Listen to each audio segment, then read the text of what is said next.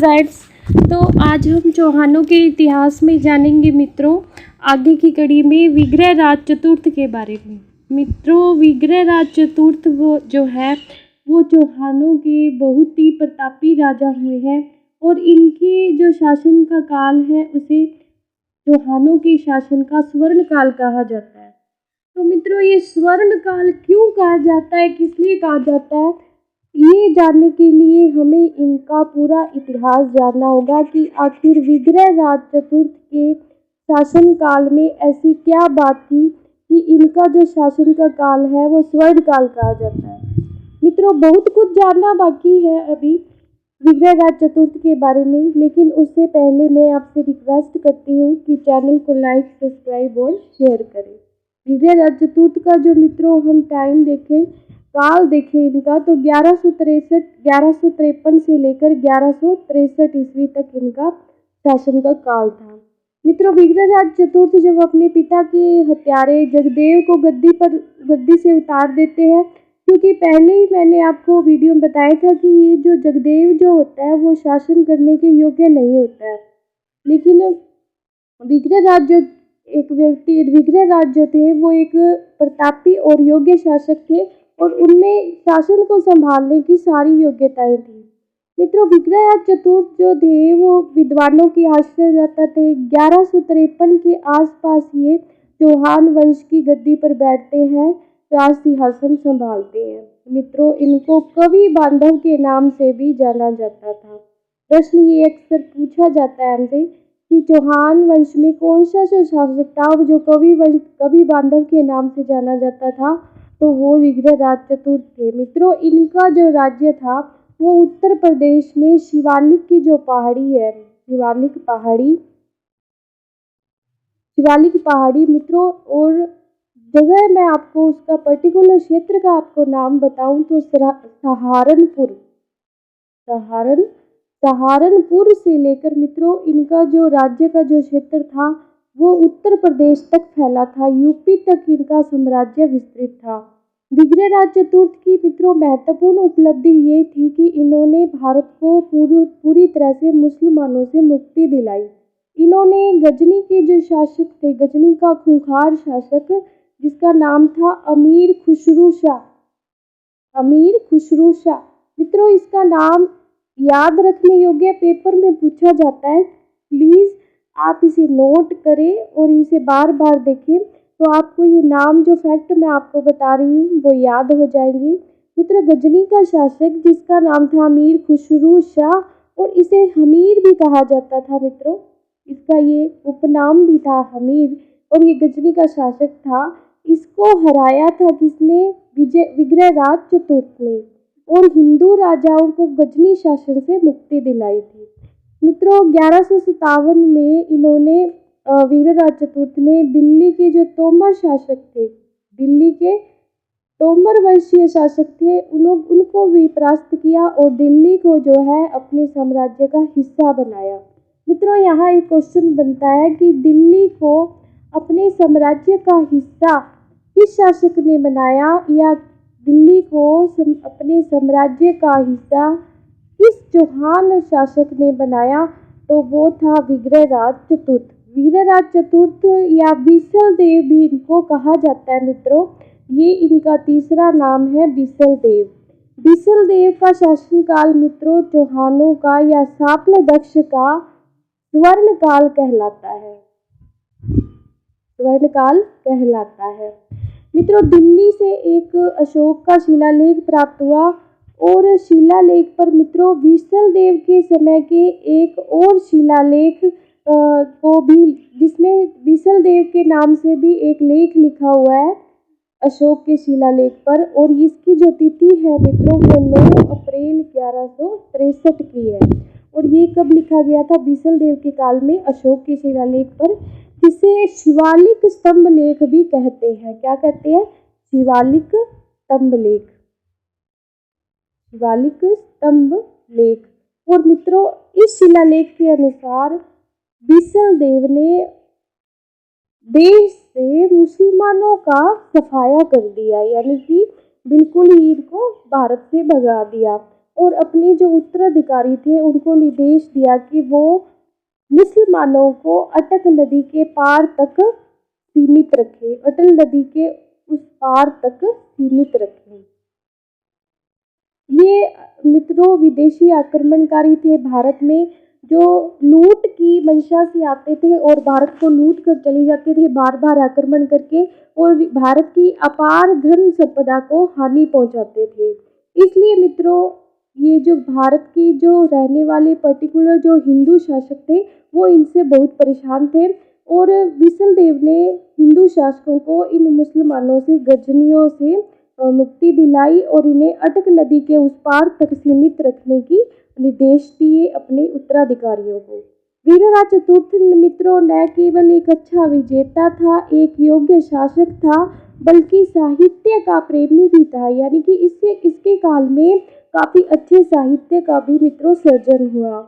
इसे कटिबंधु के नाम से भी पुकारा जाता था। ये इसका चौथा नाम जो हमारे सामने आए विग्रहराज का काफी महत्वपूर्ण है मित्रों। वीरराज चतुर्थ को कटिबंधु के नाम से भी जाना जाता था। वीरराज चतुर्थ जो स्वयं था मित्रों एक अच्छा साहित्यकार था। इसने अपने दरबार में अच्छे और विद्वान साहित्यकारों को आश्रय दिया, न कि ये खुद भी साहित्य की रचना करता था। इसने संस्कृत में हरिकेली नामक नाटक की रचना की। हरिकेली नामक नाटक की रचना की, जो संस्कृत भाषा का नाटक था, जिसमें मित्रों महाभारत काल में अर्जुन और शिव के मध्य हुए युद्ध का वर्णन था। अर्जुन व शिव के मध्य हुए युद्ध का वर्णन था। मित्रों काफी डीप क्वेश्चन यहाँ से बनता है। मित्रों ये तो सभी को पता है कि हरिकेली नाटक की रचना जो है विग्रहराज चतुर्थ ने की, और ये संस्कृत भाषा का नाटक है। लेकिन इस नाटक में मित्रों अर्जुन और शिव के युद्ध की वर्णन है। अर्जुन व शिव के युद्ध का वर्णन है। ये हमारे लिए काफी महत्वपूर्ण हो जाता है। मित्रों ये भी हमें जान लेना चाहिए कि हरिकेली नाटक की कुछ पंक्तियां जो है वो हमें 2.5 दिन के झोपड़े में मिलेगी। 2.5 दिन का झोपड़ा जो है मित्रों, इसका निर्माण भी अगर हम देखें तो ये विग्रहराज चतुर्थ द्वारा करवाया गया, और इसे पहले 2.5 दिन का झोपड़ा नहीं कहा जाता था मित्रों। इसे एक संस्कृत पाठशाला के रूप में विग्रहराज चतुर्थ द्वारा निर्माण करवाया गया था। मित्रों अब हम जानते हैं कि ये हरिकेली जो नाटक है इसकी पंक्तियाँ हमें और कहाँ मिलती है। तो जब हम बात करते हैं राजा राम मोहन राय के बारे में, भारत में आधुनिक युग के अग्रदूत और जिन्हें बहुत ही उच्च कोटि के समाज सुधारक कहा जाता है भारत के इतिहास में, तो उन राजा राम मोहन राय की जो समाधि बनी हुई है मित्रों इंग्लैंड में ब्रिस्टल नामक शहर में, जिसको राजा राम मोहन राय स्मारक कहते हैं, इन स्मारक पर भी हरिकेली नाटक की कुछ पंक्तियां लिखी हुई है।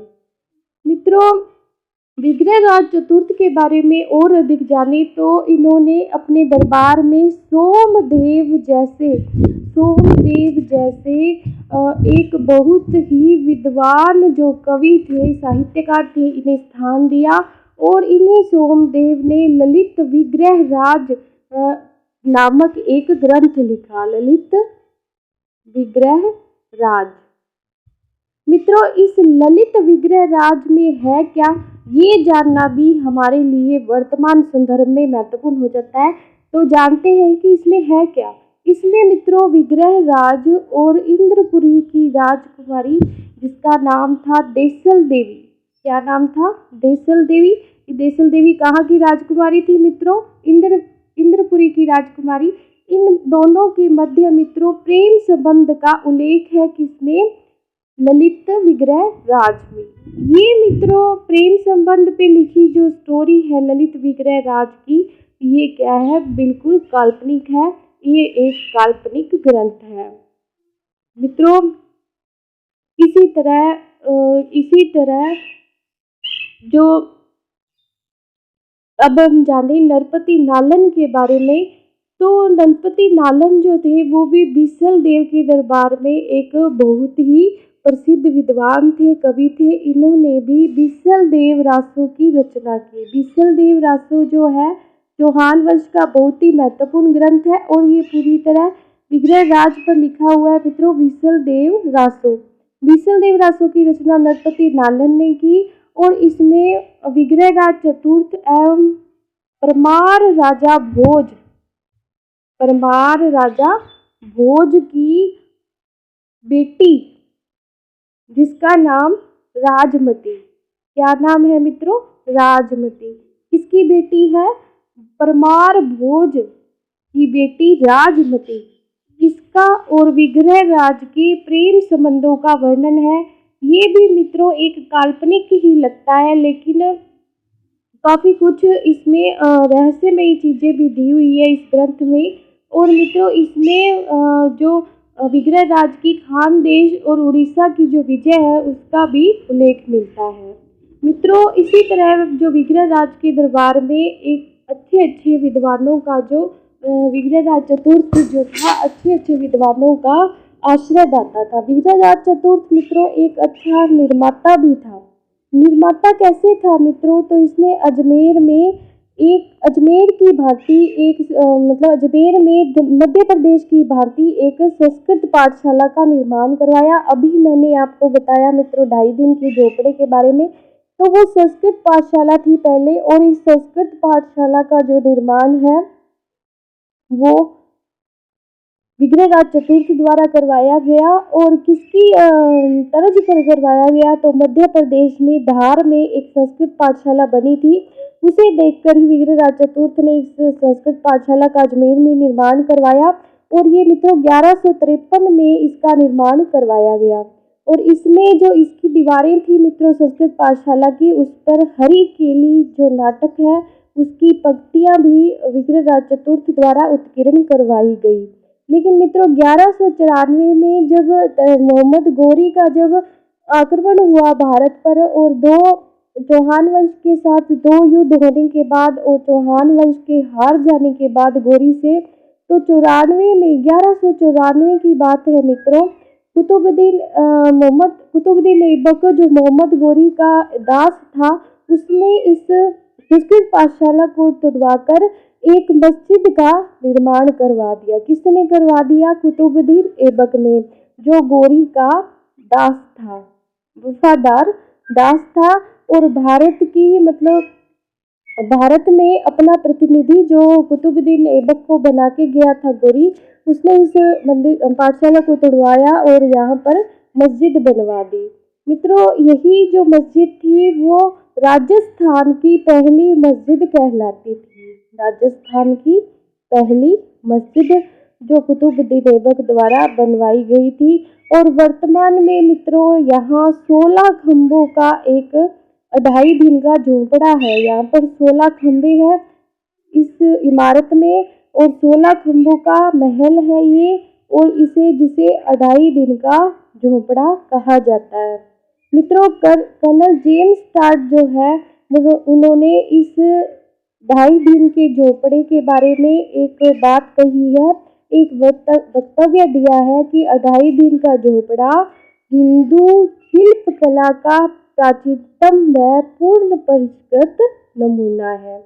तो मित्रों कर्नल जेम्स टार्ट जो है वो भारत की शिल्प कला की प्रशंसा करते हुए 2.5 दिन के झोंपड़े को पूर्ण परिष्कृत नमूना कहते हैं भारतीय हिंदू शिल्प कला का।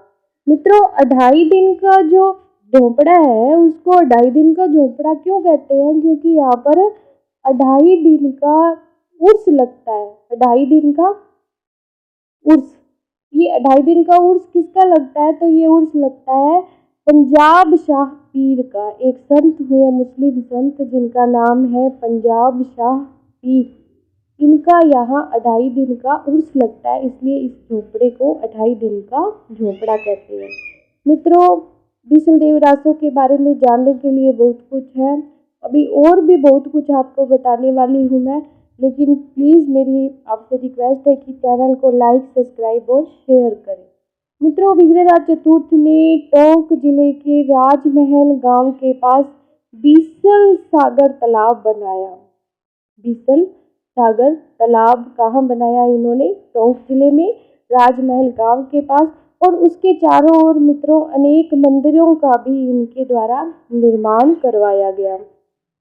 मित्रों इनके शासनकाल को चौहानों का स्वर्ण काल कहा जाता है।